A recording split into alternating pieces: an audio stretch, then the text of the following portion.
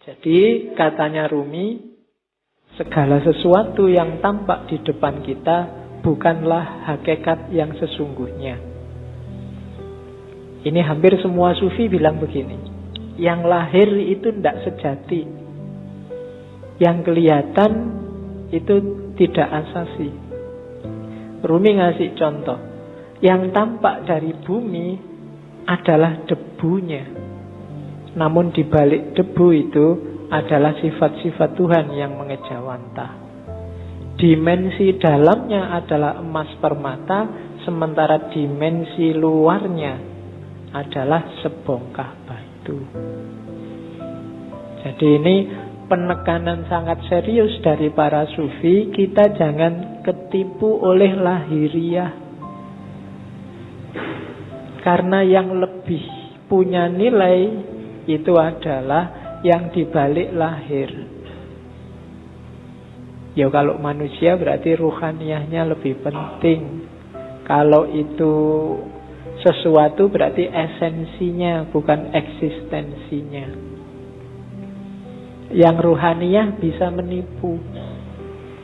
Bumi itu kelihatannya cuma debu, tapi kalau kamu masuk ke dalam, banyak hal berharga di situ. Ada emas, ada minyak.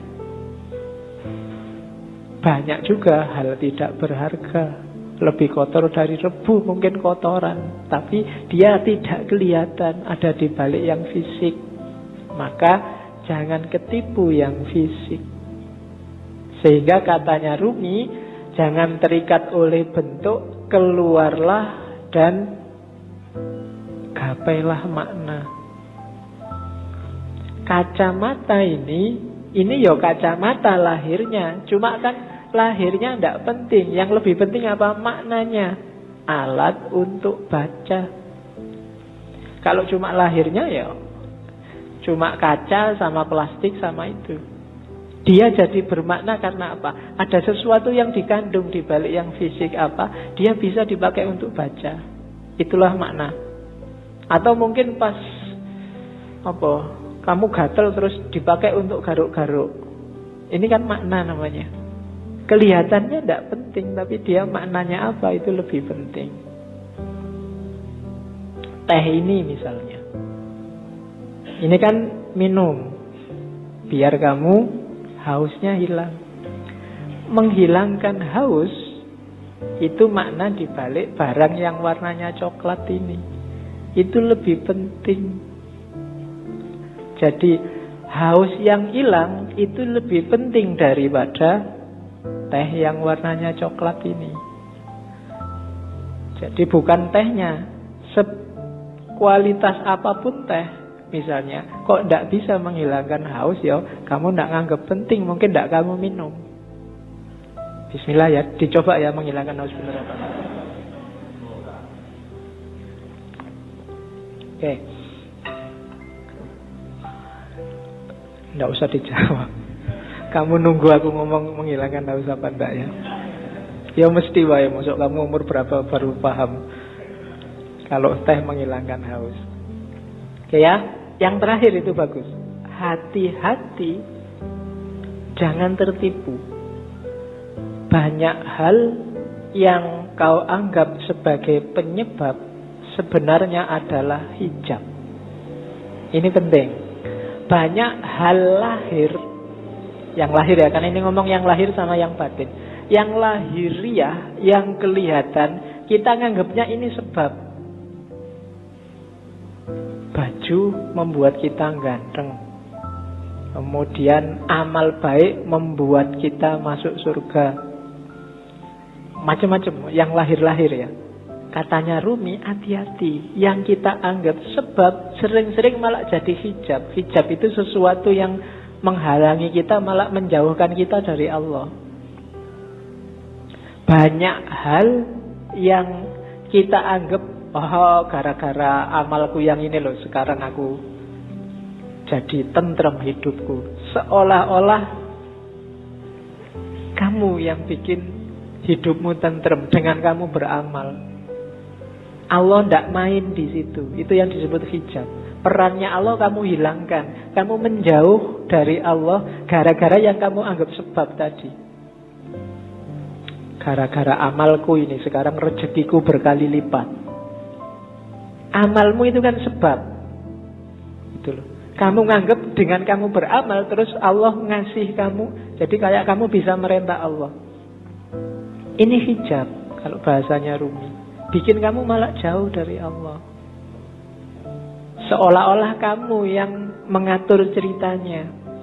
Padahal bukan. Kan sering ya yang ceramah-ceramah, mari kita sedekah sekian, nanti baliknya sekian. Ya, dompet, mana dompet? Kan mesti gitu.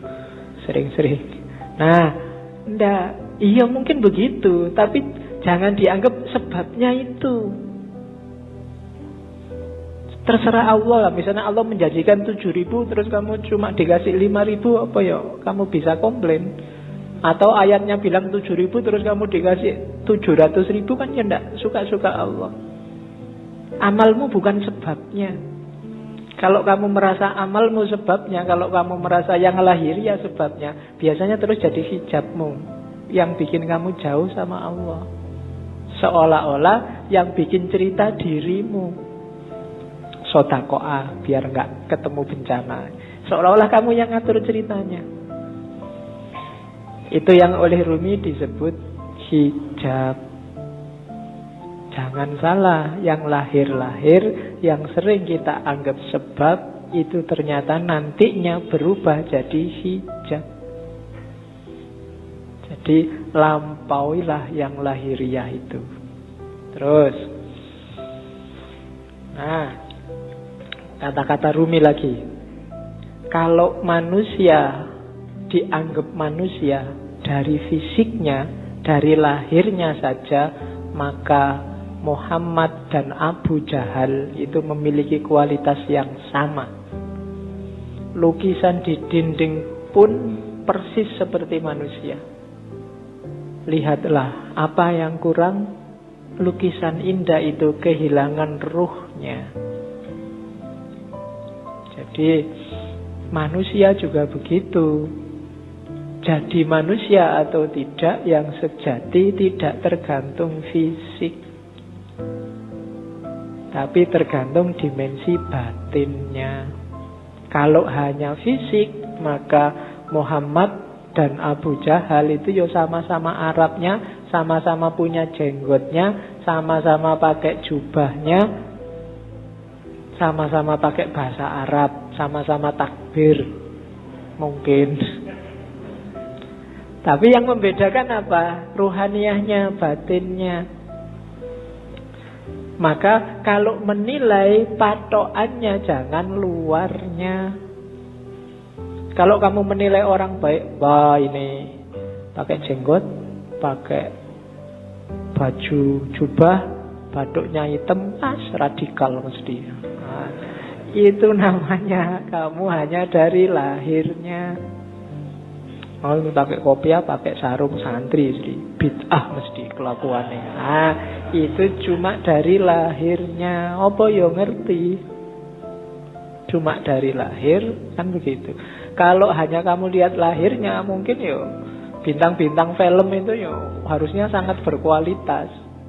Superhero atau main jadi wali, kan ada itu jadi kiai itu. Kalau cuma lahirnya loh ya.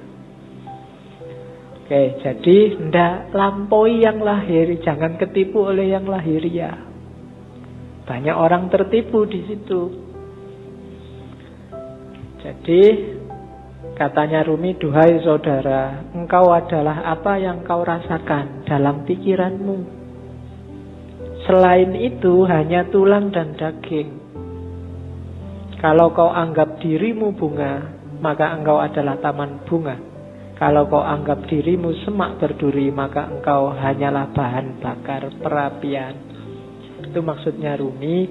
Ayo kita garap wilayah batin kita. Kamu nganggap dirimu hari ini apa? Sebagai manusia. Jangan berhenti di kulit dan daging. Jangan sibuk mikir, aku sudah ganteng apa belum ya? Hari ini kayak gimana kelakuanku yang fisik-fisik, enggak.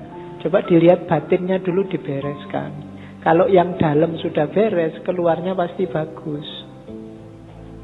Itu maunya Rumi. Kalau dalamnya masih belum beres, ya susah. Jadi lampaui dulu yang lahir. Oke. Bahkan banyak amalan-amalan ibadah lahir di banyak hadis jadi tidak bernilai ketika batinnya tidak ikut. Kan banyak itu kan. Kam min so'imin, berapa banyak orang puasa hanya dapat lapar dan haus. Berapa banyak orang sholat hanya dapat capek fisiknya saja, dan seterusnya. Itu berarti apa? Kualitas lahirnya beres, tapi kualitas batinnya belum. Puasa, tapi tidak ada menahan dirinya. Kan itu yang di hadis itu maksudnya. Ya bener, nggak makan, nggak minum dari pagi sampai maghrib. Tapi aspek menahan dirinya nggak ada. Misalnya sejak pagi sampai maghrib nonton TV terus, jalan-jalan di mall matanya masih ke kiri ke kanan. Itu kan tidak ada aspek menahan dirinya, maka dapatnya cuma lapar dan haus. Sholat juga begitu. Sholatnya di sini tapi pikirannya di komputer, pikirannya di HP, ada suara tweet-tweet, ada SMS ini mesti ada. Jadi fisikmu ada di sini, tapi pikiranmu di sana. Sholatmu tidak ada ruhnya. Bilang Allahu Akbar tapi otomatis kayak robot.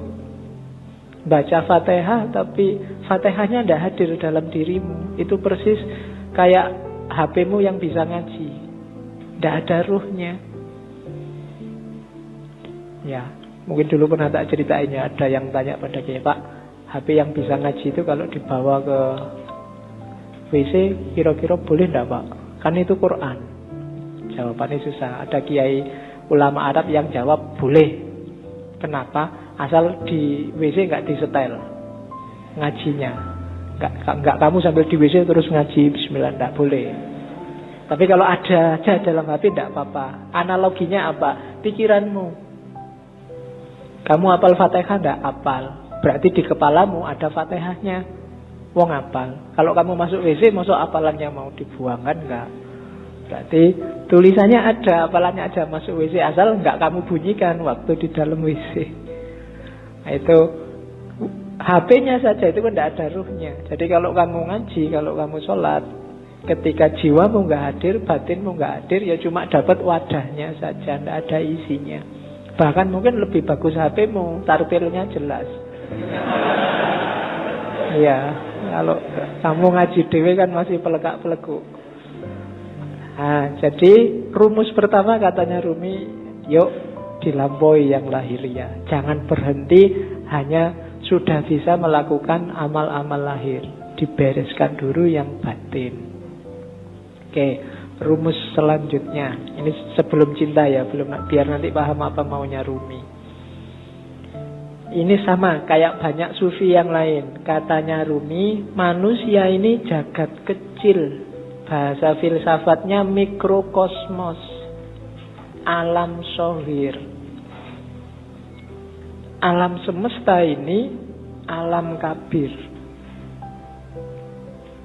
Dalam diri mikrokosmos ada makrokosmos, ada alam. Dalam dirimu terkandung semua unsur-unsur alam semesta. Makanya Al-Quran menyuruh lihatlah sekelilingmu dan lihatlah dirimu sendiri. Karena dalam diri kita, apa yang ada di alam, dalam diri kita ada, dalam bentuk mini. Unsur-unsur alam apa saja itu sebenarnya ada. Mineral kah, air, api, udara, tanah, ada semua dalam diri kita. Jadi kita ini mikrokosmos. Maka pertama-tama pahamilah dirimu, kenali dirimu, lihatlah ke dalam. Nah, kalau sudah paham diri kita, kita akan paham alam semesta. Karena dalam diri kita ada seluruh alam semesta. Kalau kita sudah paham alam semesta, kita akan paham Allah. Karena alam semesta ini manifestasi dari sifat-sifat Allah semuanya, A sampai Z. Makanya ada hadis yang bilang man arofa nafsahu faqad arofa rabbahu. Barang siapa kenal dirinya, dia akan kenal Tuhannya. Rumusnya apa? Dalam diri kita ada alam semesta, makrokosmos. Makanya kita disebut mikrokosmos. Begitu kita paham makrokosmos dan mikrokosmos, kita akan paham tentang Tuhan. Kenapa? Karena alam semesta ini isinya adalah manifestasi dari semua sifat-sifat Tuhan. Tuhan yang penyayang, Tuhan yang pemaaf, Tuhan yang teliti, Tuhan yang maha adil, dan seterusnya. Itu kan ada di alam semesta ini. Keadilannya, sayangnya, dan seterusnya itu kan bisa kita lihat di jagat besar, termasuk jagat kecil diri kita sendiri. Betapa telitinya Allah. Misalnya matahari itu kalau lebih dekat 10 cm aja dari bumi, bumi tidak akan kuat, dia akan terbakar dan kalian tidak bisa hidup. Atau dia lebih jauh 10 cm saja, bumi juga tidak akan ada kehidupan, pasti akan beku. Kok matahari bisa pas begitu? Itu ketelitian Allah. Tidak mungkin nggak sengaja. Itu iseng aja, Pak, nggak sengaja. Tidak, itu Allah yang teliti. Tubuhmu kan juga teliti. Sikunya pas gini, coba sikunya di sini mungkin kamu ya susah, ya kan? Kenapa yang tumbuh terus rambut ini kok nggak tumbuh terus? Kalau jenggot bisa panjang tapi ini nggak bisa panjang, dan seterusnya. Itu kan ketelitian Allah. Dalam alam zohir dan alam kabir, kamu bisa membaca semua tanda itu dan menemukan Allah dan memahami Allah. Maka man arofa nafsahu faqad arofa robbahu. Jadi manusia sebagai mikrokosmos dan makrokosmos. Maka hakikatnya kita dan alam itu levelnya sama. Jangan mengeksploitasi alam, jangan merusak. Itu apa? Karena ini bagian dari kita. Termasuk dengan sesama. Kita dan masyarakat yang lain itu satu. Kita dan alam semesta itu satu. Hanya kita dalam bentuk mini. Oke, saya lanjutkan. Karena malam ini materinya agak banyak. Ini kalimat yang saya suka dari Rumi. Jangan engkau seperti iblis, hanya melihat air dan lumpur ketika memandang Adam. Lihatlah di balik lumpur beratus-ratus ribu taman yang indah. Kalimat ini menurut saya penting karena orang Indonesia hari ini cara berpikirnya landasannya adalah suudzon. Nganggap orang lain jelek, khususnya yang berbeda dengan dirinya. Kalau sudah benci, tidak ada baiknya sedikit pun. Itu disindir oleh Rumi. Orang kayak gini, kayak iblis, yang melihat Adam hanya dari sisi air dan lumpurnya. Tidak melihat bahwa siapapun itu kalau manusia di balik yang fisik yang kelihatan, mungkin yang kurang ajar, yang jahat, yang ada entitas ketuhanan. Ketika di Al-Quran Allah bilang wa nafakha fihi min ruhi, dan kutiupkan dalam diri manusia itu sebagian dari ruhku. Itu kan ya untuk semua manusia, tidak cuma untuk orang baik saja. Ya orang jahat ya ada ruhnya juga, yang bagian dari Allah. Hanya saja di orang-orang yang jahat, yang jelek ini, ruhnya Allah ini terhijab banyak sekali dia, sehingga tidak kelihatan, sehingga gelap. Tapi dia tetap manusia, harus ditolong. Tidak kayak iblis, dilihat jeleknya saja pokoknya. Nah, yang melihat jeleknya saja itu hanya melihat air dan lumpurnya Adam. Padahal Adam itu punya ribuan, ratusan ribu taman yang indah. Manusia itu indah. Kehidupan manusia juga indah. Ya kita sendiri yang sok-sok merusak. Dengan nafsunya tentunya ya. Hari ini kita sering jadi iblis. Kita ya jangan nunjuk orang lain. Biasanya nek wis benci kan terus gak ono api iblis. Sejahat apapun orang, pasti ada sisi-sisi tertentu dalam hidupnya yang masih baik. Perampok, pembunuh itu kalau pas dia makan, ya ketika dia makan ini baik, wong dia memelihara jasad titipan Allah dalam dirinya. Waktu dia pulang, misalnya punya anak kecil terus ndulang anaknya, itu ya baik. Mungkin terus dia mandi, menjaga kebersihan, itu kan juga baik. Mungkin di antara hasil curiannya eman-eman ini, sodako sebentar tetanggaku ada yang tidak, iki yo apik meskipun barang colongan itu tadi. Malingnya jelek, iya, ngerampoknya jelek, tapi banyak sisi yang baik dalam kehidupannya. Tapi kalau begitu kita benci, yang baik-baik ini nggak kita lihat. Sebaliknya kadang-kadang juga begitu kita suka, yang jelek-jelek nggak kita lihat. Nah, maka yang penting yang pertama, jangan kayak iblis ya, suka benci orang lain. Kalau ada orang tersesat, diingatkan. Kalau dia ngeyel, ya sudah, kan gitu rumusnya. Ada orang mau ke Jakarta kok jalannya ke timur, ya jangan dimarahi, jangan dipisu-pisui, dipukuli, kurang ajar kamu ke Jakarta kok ke timur, kan enggak. Ya mas, Jakarta itu ke barat, sampai kok jalan ke timur. Ya suka-suka saya dong. Ya sudah, kan gitu aja. Hari ini kan kamu gitu, ada orang kamu anggap sesat, terus kamu marah-marahi, kamu pukuli, nggak ditunjukkan yang benar gimana. Tunjukkan ya, tugas kita kan cuma tabligh, sampaikan aja. Kalau nggak diterima ya sudah. Perkara nanti kamu kesasar mau ke Surabaya kok terus nyampe Banyuwangi, mau ke Jakarta nyampainya Banyuwangi, ya dinikmati saja. Urusannya dia. Nah, yang penting kita jangan jadi iblis. Kalau ada orang beda, orang kita anggap sesat, terus kita lihat jeleknya saja.